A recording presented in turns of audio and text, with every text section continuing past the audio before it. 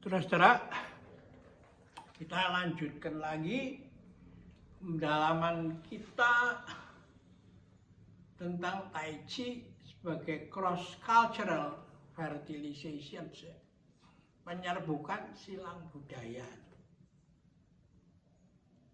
Bagaimana kita melihat ketika di Indonesia atau di Nusantara ini apa yang terjadi sebenarnya? Yang kira-kira semangatnya sama dengan semangat memperbaiki dunia itu dimulai dari diri sendiri. Karena itu ada di dalam kita,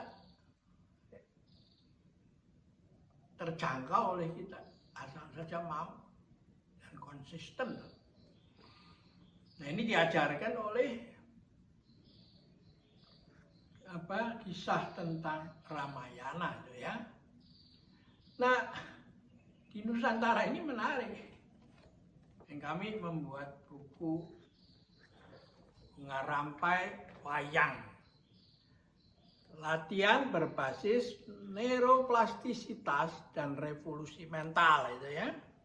Nih, diterbitkan oleh Fakultas Ilmu Budaya Universitas Indonesia. Dan editornya adalah Buworo Retno Mastuti, Yusuf Sutanto, dan Pak Darmoko. Ya. Salah satu staf pengajar dari Fakultas Ilmu Budaya. Ya. Nah, yang menarik adalah ada cerita tentang Bima Suci itu. Ya. Ceritanya itu begini.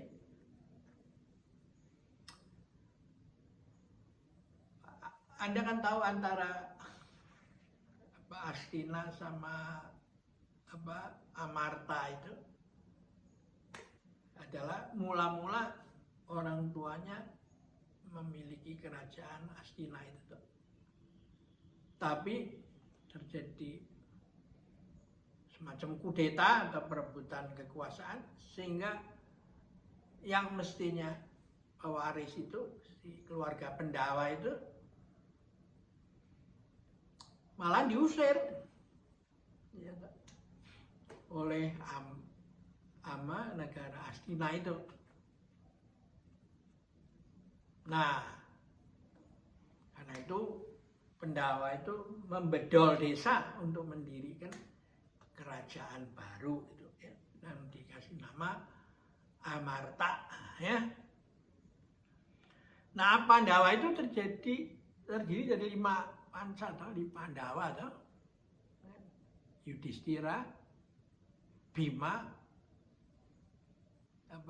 Arjuna penengahnya, lalu Nakula sama Sadewa, saudara kembar kan. Nah, yang nomor 2 ini adalah Bima itu orang gede kuat, kuku Pancanaka yang wah sate lah, dan orangnya lempeng itu. Apa yang benar dia udah terabas aja lah. Nah, melihat itu penasehat dari Astina itu yaitu Durna, Pendeta Durma itu mengajakkan satu menjebak gitu. Ini berbahaya nih, Bima ini, Werkudara ini. Lalu dia dikasih tahu bahwa kamu mesti cari sebenarnya siapa dirimu nih yang sebenarnya. Karena dia itikadnya baik, seorang yang ingin maju secara spiritual, minta nasihat mesti mana? Ya, mesti cari sebuah samudra. Ya. Dan lalu mencari anak Bima Suci itu, dirimu, jati dirimu itu ada di dalam samudra itu. Nah, mengikuti nasihat itu, Bima pergi sampai di samudra, dia jebur itu diharapkan mati kan, dimakan naga kan. Dia berkelahi tuh sama naga. Dan ya konsepnya naga lagi itu, ekonya kan. Dan dia bisa mengalahkan itu. Lalu dia terus melangkah, belum cukup kata Dorna.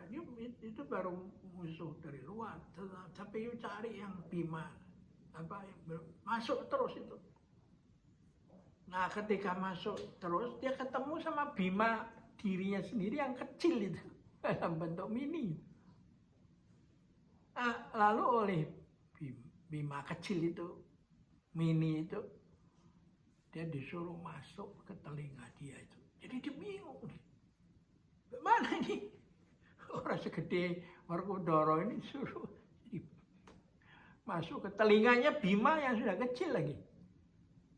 Dan dia lakukan sungguh-sungguh itu.